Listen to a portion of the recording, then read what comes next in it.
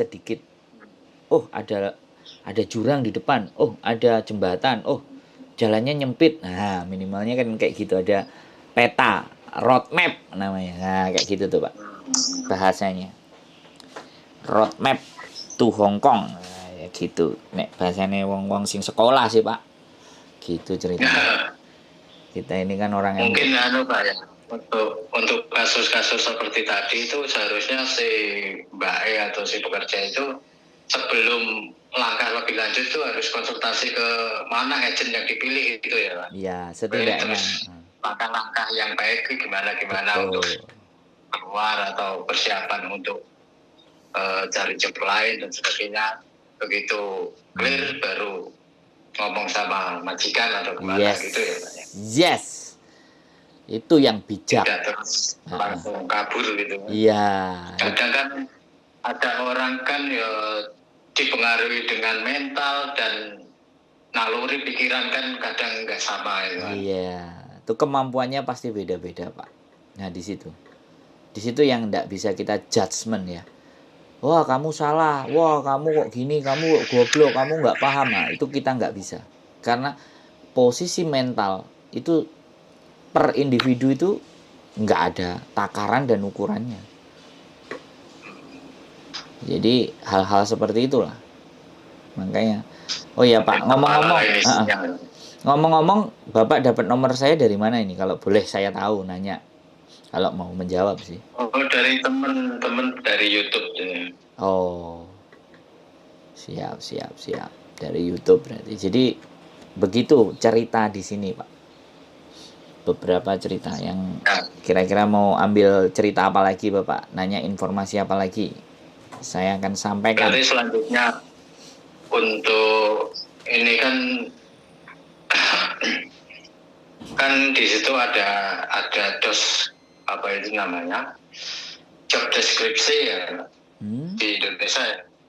Tadinya itu kalau ke sana terus kemudian di luar itu sebenarnya kan kadang ada sih orang yang tiba-tiba suruh rumati apa itu kiri gitu Pak ya, ya. Anjing, jaga anjing mandiin itu kadang kan ada yang nggak bisa atau memang nggak anti lah gitu. Itu gimana gitu kalau kasus seperti itu kan jadi gini, job deskripsinya nggak dicantumkan gitu. Itu banyak sekali. Malah ada juga PT yang dimana bahwa kerjanya jaga orang tua misalnya. Begitu nyampe di Hongkong ternyata orang tuanya ada satu, ada anak, ada keluarga, ada kalau malam mereka makan, ada yang begitu Pak. Jadi job tidak sesuai kontrak. Nah, ini kan yang mau saya tanyakan kan. Makanya pada saat interview direkam. Semua pertanyaan dilontarkan ke majikan. Nanti saya jaga rumah berapa lantai, ya kan? Karena nggak tahu kalau ukuran feet dan semuanya. Biasanya nanti yang jelasin tuh agentnya, ya kan? Karena pada saat interview itu pasti ada majikan, ada agent, ada PT, ada mbaknya. Ada 4 orang elemen. Ini kalau komplit, ya. Kalau nggak komplit ya cuman agent, majikan, sama CC. PT-nya nggak ikut. Biasanya juga kayak gitu. PT-nya memfasilitasi aja, biasanya kayak gitu. Jadi 3 telekonferensi. Tanyain rumahnya berapa lantai, lebarnya berapa, yang saya kerjakan nanti bagaimana, kira-kira sampai saya dikasih istirahat sampai jam berapa, saya mau ada libur, saya dikasih libur apa enggak, libur tahunan bagaimana. Kalau itu ditanyakan detail komplit dan direkam. Kalau tidak ada yang tidak sesuai, rekaman itu bisa kita putar lagi dan tunjukkan ke mereka. Itu bagian dari senjata. Dulu waktu interview kok kamu ngomong gini, ternyata pada kenyataannya begini. Ada salah satu contoh di mana bahwa dia bekerja di rumah tangga, tapi ternyata dia di Hongkong dipekerjakan untuk jaga toko. Digerebek sama imigrasi, kena. Terus siapa yang dipersalahkan kalau kayak gitu? Jadi itu bekerja kalau tidak sesuai kontrak. Karena ya sekali lagi kita takut, kita cuma pingin bawa uang, pingin cari rezeki, tapi ternyata kita dipermainkan sama majikan, dan itu juga pernah terjadi, dan saya juga pernah menghadapinya, bantuin mereka untuk ngurus-ngurus ABCD E F G H I J. Semua agensi di Indonesia apa itu mempersiapkan itu Pak untuk yang tadi interview direkam itu? Itu sih saya aja sih Pak. Oh, anjuran itu Pak ya? Ya, itu saya aja karena saya nggak punya PT. Saya nggak punya Nggak PT. mekanisme pasti dari PT itu ya Pak ya? Masing-masing. Iya, itu kan karena gini loh Pak. Saya tidak menjadi bagian dari mereka, sehingga kan saya bebas mengkritik. Tapi kan kritikan saya kalau nggak benar juga kan juga harus menghadapi tuntutan dong. Makanya saya meminta untuk siapapun yang ngobrol ke saya jangan sebutkan nama, dan saya juga tidak menyebutkan salah satu nama PT tersebut gitu loh. Tetapi teman-teman bisa mendapatkan pemahaman ketika berbicara dengan saya. Jadi saya orang yang di luar tadi, saya di luar agent dan saya di luar PT. Sehingga saya bisa leluasa dalam membuat konten untuk memberikan pemahaman kepada teman-teman. Itu maksud hati saya sih. Tapi ya ada beberapa pihak atau apapun yang nggak suka atas apa yang saya lakukan, ya itu terserah mereka. Kan ini sosial media saya kan. Saya mau taruh sesuatu itu yang bermanfaat buat mereka, itu pikiran saya kan. Tapi berbuat baik itu kan belum tentu orang menilai hal yang baik Pak. Karena baik itu adalah relatif, nggak semua orang bisa mengakui itu gitu loh. Begitu ceritanya Bapak. Berarti itu kan apa itu anjuran atau kritik untuk tidak hanya satu PT tapi semua secara global kan jadinya begini-begini gitu Pak ya. Mereka yang jauh, mereka yang lebih tahu dan lebih ngerti seharusnya. Kenapa mereka tidak membuat sosial media juga gitu loh. Kenapa mereka juga tidak mengedukasi juga, kan harusnya begitu tuh. Makanya dengan saya berbuat ya kadang kan orientasinya kan itu Pak, cuan kan. Apapun itu kan ada yang PT yang pure hanya orientasinya cuan, ada yang ya semua PT sih cuan pengennya, cuma kan ada yang cuan tapi dengan kebijakan yang apa itu yang sama-sama memberi manfaat gitu kan. Betul, makanya kan sekarang eranya keterbukaan, eranya sosial media, jadi semua bisa kita bahas di media apapun, di media manapun, kita bisa membicarakan itu semuanya. Dan saya sekali lagi bukan berdasarkan katanya Pak, saya selalu informasi dari anak-anak yang bersangkutan, tapi ya jelas tetap ada pro dan kontra. Karena bisa jadi anak itu membohongi saya atau tidak menceritakan yang sebenarnya. Ada hal yang tertutupi, kan pasti begitu juga. Ya saya tidak menyangkal itu, karena hanya satu sisi. Tapi saya langsung ke narasumber. Jadi mereka sendiri yang mengalami, mbak-mbaknya sendiri yang mengalaminya atas apa-apa yang terjadi kepada mereka. Nah, informasi, kalau saya nyari konten yang begitu Pak, saya nggak mau berdasarkan katanya atau hanya opini saya. Nah, itu beda. Kalau opini kan beda. Opini itu kan pendapat. Kalau di asumsi Pak. Iya, asumsi opini itu kan pendapat. Tapi kalau mereka bercerita, bukan pendapat itu.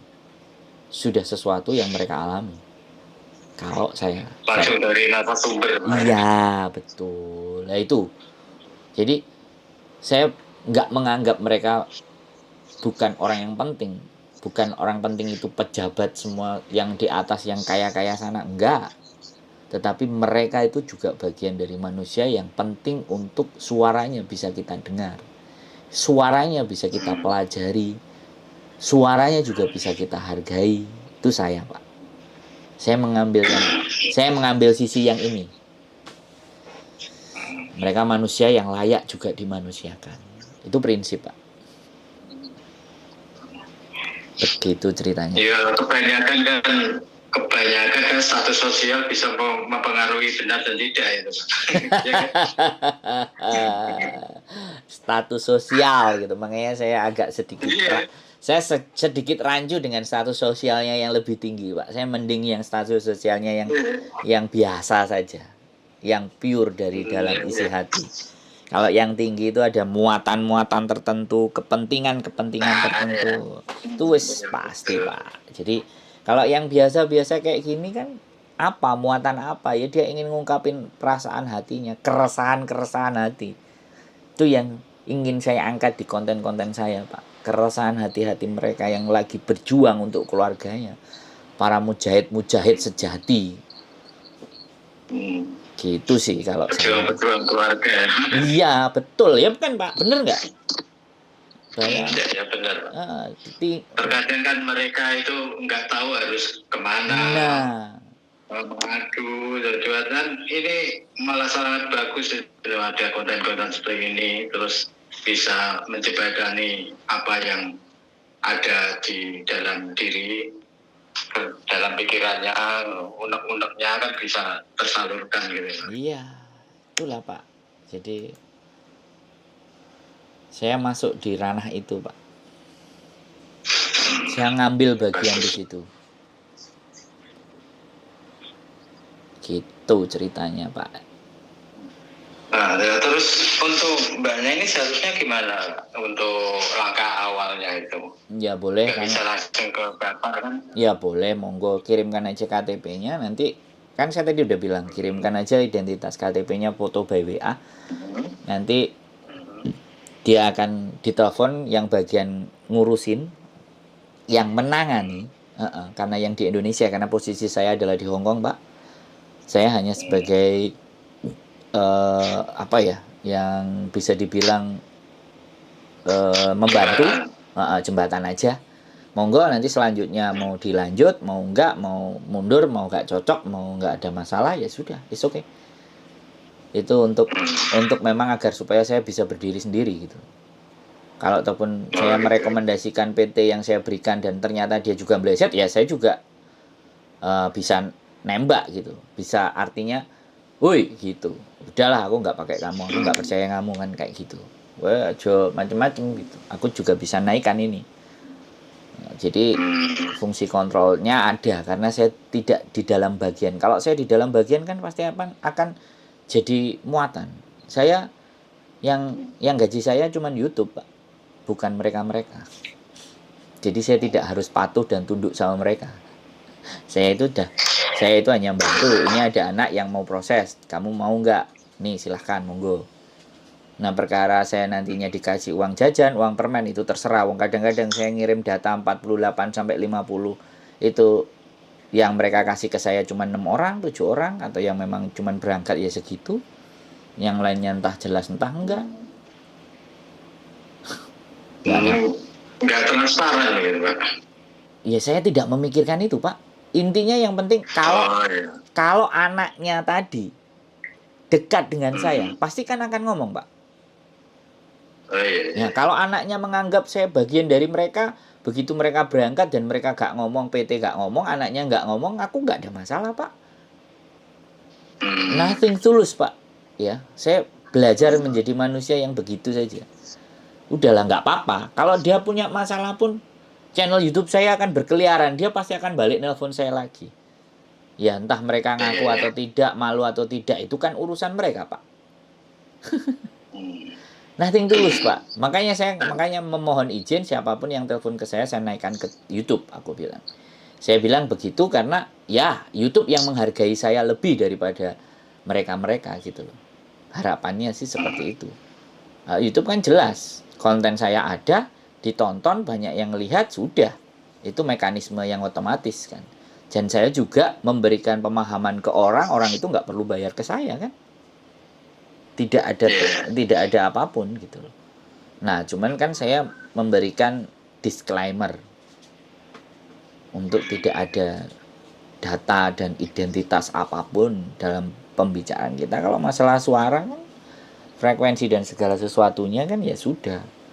Dia sudah mau ngomong dan saya disclaimer di depan kan, kalau mau nuntut ya ayo, aku bilang begitu aja. Jadi YouTuber, Maaf Pak, kan gimana? biasanya kan gini, Iya, ada orang seperti Bapak itu kan rekomendasi ke PT-PT kan, betul, betul. eh, tentu saja PT itu sudah apa itu sudah lama Iya, capable. dalam tanda kutip kerjasama gitu Siap. kan sama Bapak gitu loh. Hmm, Setidaknya kan di PT itu kan nggak ada yang ditutupi, transparan. Dari Bapak berapa, oh sudah berangkat sekian sekian gitu. Tidak harus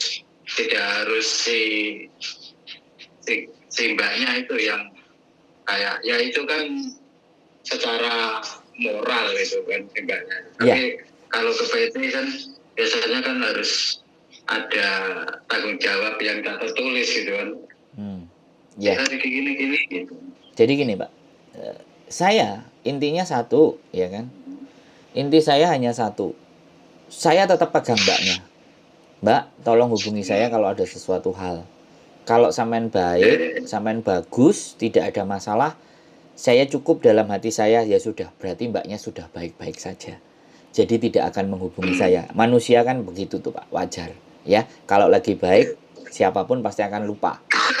Itu manusiawi dan saya tidak menyalahkan mereka. Tapi ketika dia punya masalah, dia pasti akan cari saya. Nah, jadi orang-orang yang sudah berangkat dan tidak menghubungi saya, ya saya intinya saya nggak akan uber-uber.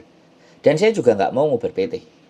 Kalau PT ibaratnya ya kan sekali lagi ngasih, ya saya terima dengan baik dan benar. Kalau PT enggak, karena saya sama PT tidak ada kerjasama. Dari dulu istri saya pernah di agent. Kita tidak ada kerjasama tertulis Pak. Ya, saya cuman Pak, ini ada anak mau proses, silahkan dibantu. Dah, saya cuman sampai di situ. Jadi dia juga sebenarnya tidak ada kewajiban. Aku mau naruh anak apa enggak ya nggak apa-apa. Bahkan kemarin saya nganterin 2 anak telepon ke saya di YouTube, terus saya serahkan ke PT. Ternyata di PT dia apa? Anaknya pernah kena kasus jualan di Hong Kong. Akhirnya visanya nggak bisa turun. Yang satu dia kena piutang di Hong Kong dan belum bayar. Akhirnya dua-duanya itu karena berbohong. Majikan sudah ready, majikan sudah bayar, ya kan? Anaknya nggak bisa terbang karena dia tidak jujur dengan kami. Disitulah karena saya yang menyodorkan ke dia, PT malah bilang ke saya, tolong diseleksi ulang Pak. Digituin saya. Padahal saya juga suruh ngorek sampai anak itu jujur kan ya pasti PT nggak akan pernah mau proses dia. Kalau jujur-jujuran. Maksud dari jualan tuh seperti apa Pak? Jualan apa itu? Ya dia jualan gamis, ngirim gamis dari Indonesia terus di Hongkong dijualin sama teman-temannya gitu loh. Dan itu ketangkap. Dan itu tidak boleh, dan itu larangan. Tidak boleh. Enggak boleh. Kerjanya dia hanya sesuai dengan yang tertera di visa sebagai PRT, asisten rumah tangga, sudah. Tidak ada pekerjaan yang lain.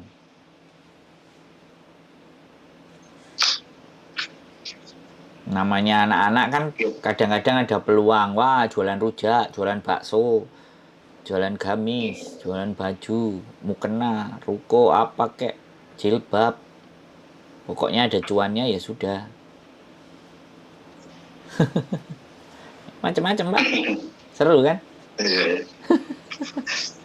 Asal nggak jual diri. Loh, yang jual diri aja ada kok Pak.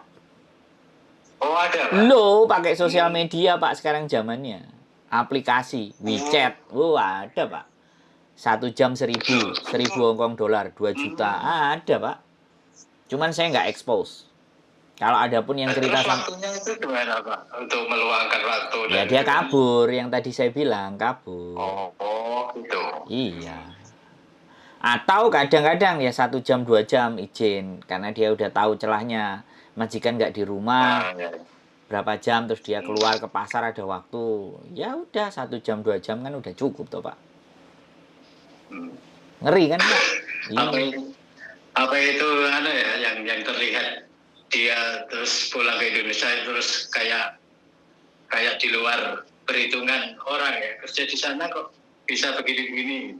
Saya tidak berani ngomong Pak, tapi iya, secara global. tapi sebaiknya pemikiran itu tidak ada deh. Saya nggak berani ngomong dan saya pernah diceritain dan saya melihat sendiri, tapi saya nggak pernah mengekspos itu di konten saya. Ya tahu sama tahu aja gitu aja. Anggap aja saya salah ngomong gitu aja. Ya itu kan istilahnya kan apa itu aib gitu. Lah, begitu Pak. Makanya ada hal-hal walaupun sebenarnya itu adalah konten yang menurut saya atau ya di sosial media pasti akan rame dan laris, tapi saya tidak memilih untuk hal itu. Saya cari cuan nggak sebegitunya gitu loh Pak. Sampai hal-hal yang tidak pantas untuk diceritakan itu harus diceritakan itu. Walaupun kadang ada yang curhat gitu. Makanya tak garis bawahi. Kalau dia sudah curhat terus tak bilang, Mbak ini tak naikin loh. Monggo mas silahkan. Wow, berarti ya sudah. Kalau dia sudah mengiyakan kan berarti ada persetujuan. Untuk pembelajaran buat yang lain-lain kan. Jadi macam-macam Pak. Hongkong karena memang bebas, nggak kayak negara kita yang masih norma dan adatnya itu lebih ketata gitu. Begitu ceritanya Pak. Tapi katanya lebih bebasnya lagi itu di Taiwan Pak ya? Ya kita bisa bicaranya sama aja sih Pak. Sama ya? Iya sama aja langgep. Cuman kan apa ya sama aja wong nenek moyangnya sama orang Cina kok. Gitu aja sih Pak. Kan nenek moyangnya sama-sama dari Cina. Pelaut apa enggak Pak? Kenapa? Ya nenek moyangnya pelaut apa enggak? Oh enggak. Nenek moyangnya pelaut. Enggak, maksudnya sama itu Taiwan sama Hong Kong itu nenek moyangnya sama orang Cina. Iya, gitu aja. Serumpun Pak ya? Iya, serumpun. Satunya geser ke timur, satunya geser ke selatan. Hong Kong ini kan agak ke selatan dari Cina. Nah, Taiwan itu, Macau itu Pak. nah Makau juga itu juga sama nenek moyangnya dari Cina semua. Cina kalau ke Taiwan kan arahnya ke timur, deketin ke Jepang. Tapi kalau ke Hong Kong kan ke selatan, gitu loh. Kalau Makau diantaranya Cina dan Hong Kong. Makau itu negara sendiri Pak ya? Iya. Teritorial sendiri. Teritorial. Jadi Hong Kong juga kayak Indonesia itu Jogja gitu loh Pak. Jadi dia diberikan kewenangan untuk ngatur wilayahnya sendiri tanpa ada campur tangan dari pimpinan. Kalau kayak Sri Sultan gitu lah kan. Sri Sultan kan sudah duluan dari Indonesia, tapi daerah istimewa Yogyakarta. Nah, peraturan-peraturan yang ada di situ kan peraturannya Kanjeng Sri Sultan. Kalau ada DPR kan Kanjeng Sri Sultannya ya sudah kan ini sebagai penghormatan negara republik ya sudah kalau mau ada hal-hal seperti itu monggo gitu kan. Makanya kan Jogja nggak ada tol, Sri Sultan bilang nggak ada tol ya nggak dikasih tol kan. Dan itu wilayahnya Kanjeng Sri Sultan yang harus negara ini juga akui, bahkan negara kita belum berdiri aja Kesultanan Yogyakarta itu sudah ada duluan ya. Nah, Hong Kong kalau Makau juga ada banyak itu. Makau. Kalau Makau itu sejarahnya dulu dipinjam Portugis. Kalau Hong Kong dipinjam Inggris. Dipinjamkan statusnya gara-gara kalah perang opium dulu. Jadi dipinjamkan, akhirnya sistem pemerintahannya itu semuanya yang ngatur Inggris dan sampai sekarang. Tapi kan 97 kemarin sudah diserahkan kembali ke Cina. Tapi tetap namanya HKSAR, Hong Kong Search Administration Region. Itu daerah spesial atau daerah khusus, sebenarnya sih seperti itu kalau dimaknai ke bahasa Indonesia. One country, ya one country two system. Jadi dua sistem gitu. Tapi dalam event-event dunia kayak apa semacam pertandingan kayak Olimpiade atau apa itu sendiri kan ya? Iya, dikasih kewenangan. Dikasih kewenangan kan. Makanya one country two system dia bilang. Jadi belum sepenuhnya nanti. Kalau nanti nanti 2000 kalau nggak salah 2045 mungkin akan sepenuhnya dia sudah tidak dalam bentuk itu nantinya. Tapi saya juga nggak ngerti ke depannya.